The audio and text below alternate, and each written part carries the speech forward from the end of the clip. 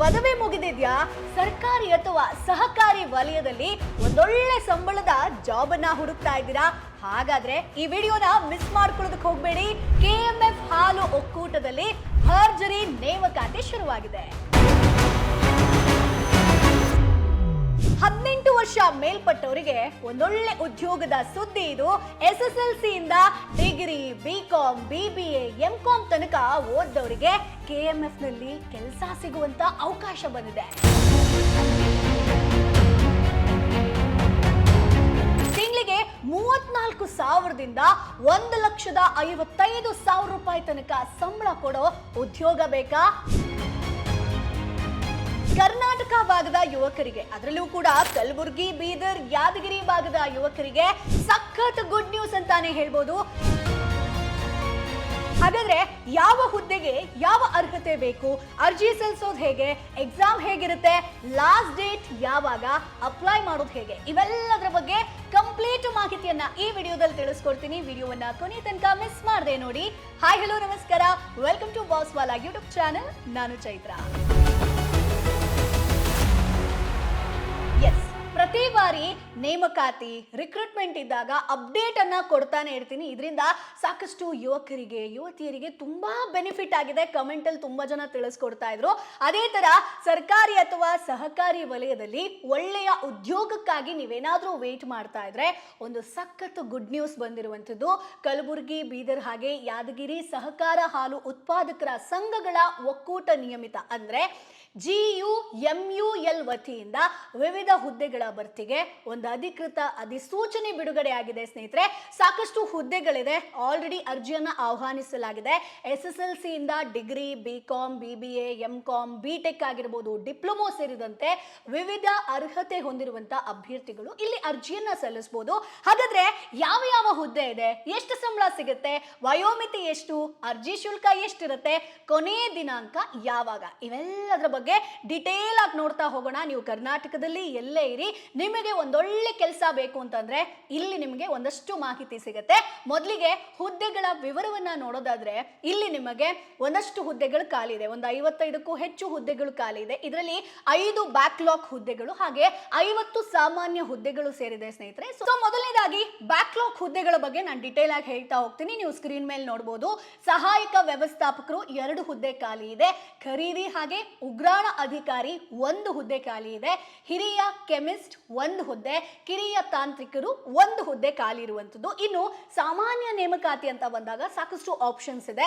ಸಹಾಯಕ ವ್ಯವಸ್ಥಾಪಕರು 4 ಹುದ್ದೆ ಇದೆ, ಲೆಕ್ಕಾಧಿಕಾರಿ 1 ಹುದ್ದೆ ಇದೆ, ತಾಂತ್ರಿಕ ಅಧಿಕಾರಿ 1 ಹುದ್ದೆ, ಖರೀದಿ ಹಾಗೆ ಉಗ್ರಾಣ ಅಧಿಕಾರಿ 1 ಹುದ್ದೆ ಇದೆ, ಹಿರಿಯ ಕೆಮಿಸ್ಟ್ 2 ಹುದ್ದೆ ಇದೆ, ಡೈರಿ ಸೂಪರ್ವೈಸ್ ಗ್ರೇಡ್ 2 ಅಂತ ಬಂದಾಗ 5 ಹುದ್ದೆ ಇದೆ, ವಿಸ್ತರಣಾಧಿಕಾರಿ ಗ್ರೇಡ್ 3 ಅಂತ ಬಂದಾಗ 13 ಹುದ್ದೆಗಳಿದೆ, ಆಡಳಿತ ಸಹಾಯಕ ಗ್ರೇಡ್ 3 ಅಂತ ಬಂದಾಗ 6 ಹುದ್ದೆ ಇದೆ, ಲೆಕ್ಕ ಸಹಾಯಕ ಗ್ರೇಡ್ 3 ಬಂದಾಗ 10 ಹುದ್ದೆ ಇದೆ, ಮಾರುಕಟ್ಟೆ ಸಹಾಯಕ ಗ್ರೇಡ್ 3 12 ಹುದ್ದೆ, ಕಿರಿಯ ತಾಂತ್ರಿಕರು 4 ಹುದ್ದೆ. ಇಷ್ಟೂ ಹುದ್ದೆಗಳು ಖಾಲಿ ಇರುವಂತದ್ದು. ಸೊ ಮೊದಲನೇದಾಗಿ ಶೈಕ್ಷಣಿಕ ಅರ್ಹತೆ ಬಗ್ಗೆ ನೋಡಬೇಕು. ಯಾಕಂತಂದ್ರೆ ನೀವು ಅರ್ಜಿ ಸಲ್ಲಿಸ್ತೀರಾ ಅಂತಂದ್ರೆ ಇಲ್ಲಿ ಟಿಕ್ ಮಾರ್ಕ್ ಆಗಿರಬೇಕು. ಸೊ ಮೊದಲನೇದಾಗಿ ಈಗ ನೀವು ಸಹಾಯಕ ವ್ಯವಸ್ಥಾಪಕರು ಈ ಹುದ್ದೆಗೆ ಅರ್ಜಿ ಸಲ್ಲಿಸ್ತೀರಾ ಅಂತಂದ್ರೆ BVSC ಪದವಿ ಹಾಗೆ ಕಂಪ್ಯೂಟರ್ ನಾಲೆಜ್ ಇರಲೇಬೇಕು ಸ್ನೇಹಿತರೆ. ಅದೇ ಲೆಕ್ಕಾಧಿಕಾರಿ ಹುದ್ದೆ ಅಂತ ಬಂದಾಗ MCom ಪ್ರಥಮ ದರ್ಜೆ, CA ಅಥವಾ ICWAI ಅರ್ಹತೆ, ಟ್ಯಾಲಿ ಜ್ಞಾನ ಹಾಗೆ 3 ವರ್ಷ ಅನುಭವ ಎಕ್ಸ್ಪೀರಿಯನ್ಸ್ ಇರಬೇಕಾಗತ್ತೆ. ಇನ್ನು ತಾಂತ್ರಿಕ ಅಧಿಕಾರಿ ಅಂತ ಬಂದಾಗ ಈ ಹುದ್ದೆಗೆ ಡೈರಿ ಟೆಕ್ನಾಲಜಿಯಲ್ಲಿ BTech ಅಥವಾ BSc ಹಾಗೆ 2 ವರ್ಷದ ಅನುಭವವನ್ನ ಕೇಳ್ತಾರೆ ಸ್ನೇಹಿತರೆ. ಇನ್ನು ಖರೀದಿ ಅಧಿಕಾರಿ ಅಂತ ಬಂದಾಗ BCom ಅಥವಾ BBM ಜೊತೆಗೆ MBA ಅಥವಾ PGDMM ಜೊತೆಗೆ 2 ವರ್ಷ ಅನುಭವವನ್ನ ಕೇಳ್ತಾರೆ. ಹಿರಿಯ ಕೆಮಿಸ್ಟ್ ಹುದ್ದೆಗೆ ನೀವು ಅರ್ಜಿ ಸಲ್ಲಿಸ್ತೀರಾ ಅಂತಂದ್ರೆ BSc ಕೆಮಿಸ್ಟ್ರಿ ಅಥವಾ ಮೈಕ್ರೋಬಯಾಲಜಿ ಹಾಗೆ 2 ವರ್ಷದ ಅನುಭವವನ್ನ ಅಗತ್ಯ ಅಂತ ಹೇಳ್ತಾರೆ.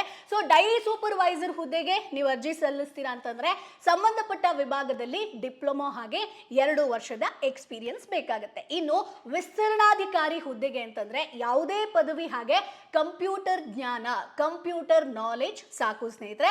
ಇನ್ನು ಆಡಳಿತ ಸಹಾಯಕ ಹುದ್ದೆಗೆ ಯಾವ ಯಾವುದೇ ಪದವಿ ಹಾಗೆ ಕಂಪ್ಯೂಟರ್ ನಾಲೆಜ್ ಇವೆರಡಕ್ಕೂ ಕೂಡ ಸೇಮ್ ಆಗಿರುತ್ತೆ. ಇನ್ನು ಲೆಕ್ಕ ಸಹಾಯಕ ಹುದ್ದೆಗೆ ಬಿಕಾಮ್ ಹಾಗೆ ಟ್ಯಾಲಿ ಜ್ಞಾನ ಇರಲೇಬೇಕು ಸ್ನೇಹಿತರೆ, ಇದು ಇಂಪಾರ್ಟೆಂಟ್. ಇನ್ನು ಮಾರುಕಟ್ಟೆ ಸಹಾಯಕ ಹುದ್ದೆಗೆ BBA ಅಥವಾ BBM ಹಾಗೆ ಕಂಪ್ಯೂಟರ್ ನಾಲೆಜ್ ಕೇಳ್ತಾರೆ. ಸೊ ಇದು ಮ್ಯಾಂಡೇಟರಿ ಆಗಿರುತ್ತೆ. ಇನ್ನು ಕಿರಿಯ ತಾಂತ್ರಿಕರು ಹುದ್ದೆಗೆ ಅಂತ ಬಂದಾಗ SSLC, ITI ಅಥವಾ 2 ವರ್ಷದ ಅನುಭವವನ್ನ ಕೇಳ್ತಾರೆ. ಸೊ ಸರ್ಟಿಫಿಕೇಟ್ ಕೂಡ ಮ್ಯಾಂಡೇಟರಿ ಆಗಿರುತ್ತೆ. ಇದಿಷ್ಟು ವಿದ್ಯಾರ್ಹತೆಯ ಒಂದು ಅರ್ಹತೆ ಬಗ್ಗೆ ಹೇಳಿರುವಂಥದ್ದು.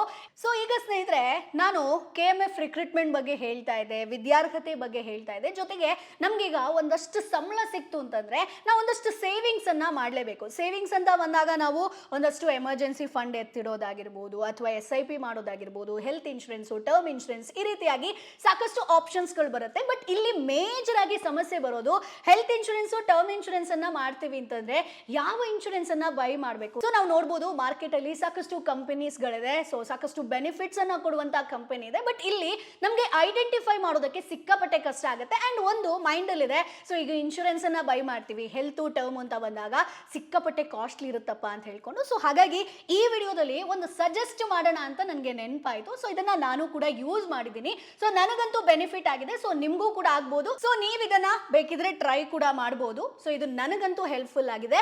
ಸೊ ಯಾವ ಇನ್ಶೂರೆನ್ಸ್ ಅನ್ನ ನಾನು ಖರೀದಿ ಮಾಡಬೇಕು ಅನ್ನುವಂತ ಕನ್ಫ್ಯೂಷನ್ ಅಲ್ಲಿ ಇದ್ದಾಗ, ನನಗೆ ಡಿಸೈಡ್ ಕೂಡ ಮಾಡೋದಕ್ಕಾಗಿಲ್ಲ. ಸೊ ಆಗ ತುಂಬಾ ಕಷ್ಟ ಇದ್ದಂತಹ ಟೈಮ್ ಅಲ್ಲಿ ನನಗೆ ಸಿಕ್ಕಾಪಟ್ಟೆ ಬೆನಿಫಿಟ್ ಆಯ್ತು ಸ್ನೇಹಿತರೆ. ಅದೇ ಡಿಟ್ಟೋ ಇನ್ಶೂರೆನ್ಸ್. ಇವರು ಪ್ರಾಮಾಣಿಕ ಹಾಗೆ ಸ್ಪ್ಯಾಮ್ ಮುಕ್ತ ಸಲಹೆಯನ್ನ ಕೊಡ್ತಾರೆ. ಸೊ ಡಿಟ್ಟೋ ಅನ್ನೋದು ಝೆರೋದ ಬೆಂಬಲಿತ ಕಂಪನಿ ಆಗಿದ್ದು, ಇದು ನಿಮ್ಮ ಪರ್ಸನಲ್ ಇನ್ಶೂರೆನ್ಸ್ ಗೈಡ್ ಆಗಿ ಕೆಲಸ ಮಾಡುತ್ತೆ. ಅಂದ್ರೆ ನೀವು ಕಾಲ್ ಬುಕ್ ಮಾಡಿದ್ರೆ ನಿಮ್ಮದೇ ಭಾಷೆಯಲ್ಲಿ IRDAI ಸರ್ಟಿಫೈಡ್ ಮಾರ್ಗದರ್ಶಕರು ನಿಮ್ಮ ಎಲ್ಲ ಇನ್ಶೂರೆನ್ಸ್ಗೆ ಸಂಬಂಧಿಸಿದಂತ ಡೌಟ್ಗಳಿಗೆ ಒಂದು ಉತ್ತರವನ್ನ ಕೊಡ್ತಾರೆ. ಏನಾದರೂ ಪ್ರಶ್ನೆ ಇದ್ರೆ ಆನ್ಸರ್ ಮಾಡ್ತಾರೆ. ಸೊ ನಿಮಗೆ ಸೂಕ್ತವಾದಂತ ಇನ್ಶೂರೆನ್ಸ್ ತಗೊಳ್ಳೋದಕ್ಕೆ ಇಲ್ಲಿ ನಿಮಗೆ ಹೆಲ್ಪ್ ಮಾಡ್ತಾರೆ. ಅಂಡ್ ಇನ್ನೊಂದು ಇಂಟ್ರೆಸ್ಟಿಂಗ್ ಪಾಯಿಂಟ್ ಏನ್ ಗೊತ್ತಾ, ಇವರ ಒಂದು ಕನ್ಸಲ್ಟೇಷನ್ ಕಾಲ್ಗಳು ಹಾಗೆ ಕ್ಲೈಮ್ ಸಪೋರ್ಟ್ ಏನಿರುತ್ತೋ ಎಲ್ಲವೂ ಕೂಡ 100% ಫ್ರೀ ಆಗಿರುತ್ತೆ. ಸೊ ಡಿಟ್ಟೋದವರು ಈಗಾಗಲೇ 13 ಲಕ್ಷಕ್ಕೂ ಹೆಚ್ಚು ಜನರಿಗೆ ಸರಿಯಾದ ಇನ್ಶೂರೆನ್ಸ್ ಆಯ್ಕೆ ಮಾಡ್ಕೊಳ್ಳೋದಕ್ಕೆ ಹೆಲ್ಪ್ ಮಾಡಿದ್ದಾರೆ ಸ್ನೇಹಿತರೆ. ನೀವು ರೇಟಿಂಗ್ ಅಲ್ಲೂ ನೋಡಬಹುದು 5ಕ್ಕೆ 4.9 ರಷ್ಟಿದೆ. ಸೊ ನಿಮಗೆ ಸೂಕ್ತವಾದಂತ ಇನ್ಶೂರೆನ್ಸ್ ತಗೋಬೇಕು ಅಂತಂದ್ರೆ ಡಿಟ್ಟೋ ಖಂಡಿತ ಹೆಲ್ಪ್ ಮಾಡುತ್ತೆ. ನನಗಂತೂ ಹೆಲ್ಪ್ ಮಾಡಿದೆ. ಅಷ್ಟೇ ಅಲ್ಲ, ನಿಮ್ಮ ಒಂದು ಕ್ಲೈಮ್ ಏನಾದರೂ ರಿಜೆಕ್ಟ್ ಆಯ್ತು ಇನ್ ಕೇಸ್ ಅಂತಂದ್ರೆ ಡಿಟ್ಟೋ ನಿಮ್ಮ ಪರವಾಗಿ ಎಲ್ಲಾ ಡಾಕ್ಯುಮೆಂಟ್ಸ್ಗಳ ಜೊತೆಗೆ 24/7 ಫೈಟ್ ಕೂಡ ಮಾಡುತ್ತೆ. ನಾನಂತೂ ಹೆಲ್ತ್ ಇನ್ಶೂರೆನ್ಸ್ ತಗೊಳ್ಳೋ ಸಂದರ್ಭದಲ್ಲಿ ಡಿಟ್ಟೋ ಪ್ಲಾಟ್ಫಾರ್ಮ್ ನ ಯೂಸ್ ಮಾಡಿದ್ದೀನಿ. ಸೊ ಇದರಿಂದ ನನಗೆ ಸಿಕ್ಕಾಪಟ್ಟೆ ಹೆಲ್ಪ್ಫುಲ್ ಆಗಿದೆ, ಅದರಲ್ಲಿ ಯಾವುದೇ ಡೌಟ್ ಇಲ್ಲ. ಇನ್ನೂ ಒಳ್ಳೆ ವಿಷಯ ಏನಪ್ಪಾ ಅಂತಂದ್ರೆ, ಈ ತರ ಏಜೆಂಟ್ಗಳಂತೆ ಡಿಟ್ಟೋದವರು ನಿಮಗೆ ಪದೇ ಪದೇ ಕಾಲ್ ಮಾಡಿ ತೊಂದರೆ ಕೊಡಲ್ಲ. ಸೊ ನೀವು ಅನುಕೂಲಕ್ಕೆ ತಕ್ಕಂತೆ ನೀವಿಲ್ಲಿ ಪಾಲಿಸಿಯನ್ನ ಬೈ ಮಾಡಬಹುದು. ಸೊ ಹಾಗಾಗಿ ಫ್ರೀ ಕನ್ಸಲ್ಟೇಷನ್ ಕಾಲ್ ಅನ್ನ ಬುಕ್ ಮಾಡಬೇಕು ಅಂತಂದ್ರೆ ಡಿಸ್ಕ್ರಿಪ್ಷನ್ ಅಲ್ಲಿ ಡಿಟ್ಟೋ ಲಿಂಕ್ ಅನ್ನ ಕೊಟ್ಟಿದ್ದೀನಿ. ಸೊ ಕ್ಲಿಕ್ ಮಾಡಿ ಕಾಲ್ ನ ಬುಕ್ ಮಾಡ್ಕೊಳ್ಳಿ. ಸೊ ನೆಕ್ಸ್ಟ್ ನಾವು ನೋಡೋಣ KMF ರಿಕ್ರೂಟ್ಮೆಂಟ್ ಬಗ್ಗೆ. ಸೊ ಎಷ್ಟು ಸಂಬಳ ಸಿಗುತ್ತೆ, ಸೊ ಹೇಗೆ ಅರ್ಜಿ ಸಲ್ಲಿಸಬೇಕು ಅನ್ನೋದನ್ನ ಕ್ವಿಕ್ ಆಗಿ ನೋಡ್ತಾ ಹೋಗೋಣ. ಈಗ ಮೈನ್ ಪಾಯಿಂಟ್, ನಾನು ಮಾಂಟೇಜ್ ಅಲ್ಲೇ ಹೇಳಿದೆ, ಓಪನಿಂಗ್ ಅಲ್ಲೇ ಹೇಳಿದೆ, ಸಂಬಳ ತುಂಬಾ ಚೆನ್ನಾಗಿದೆ ಅಂತ ಹೇಳ್ಕೊಂಡು. ಸೊ ಇಲ್ಲಿ ಸಹಾಯಕ ವ್ಯವಸ್ಥಾಪಕರು ಹುದ್ದೆಗೆ ಒಂದೊಳ್ಳೆ ಸಂಬಳವನ್ನ ಕೊಡ್ತಾ ಇದ್ರೆ 83,700 ರೂಪಾಯಿಂದ ಹಿಡಿದು 1,55,200 ರೂಪಾಯಿ ತನಕ ಸಿಗುತ್ತೆ. ಅದೇ ಲೆಕ್ಕಾಧಿಕಾರಿ, ತಾಂತ್ರಿಕ ಅಧಿಕಾರಿ, ಖರೀದಿ ಅಧಿಕಾರಿ ಅಂತಂದ್ರೆ 69,250 ರೂಪಾಯಿಂದ 1,34,200 ರೂಪಾಯಿ ತನಕ ಸಿಗುತ್ತೆ. ಹಿರಿಯ ಕೆಮಿಸ್ಟ್ ಅಂತ ಅಂದ್ರೆ 65,950 ರೂಪಾಯಿಂದ ಹಿಡಿದು 1,24,900 ರೂಪಾಯಿ ತನಕ ಸಿಗುತ್ತೆ.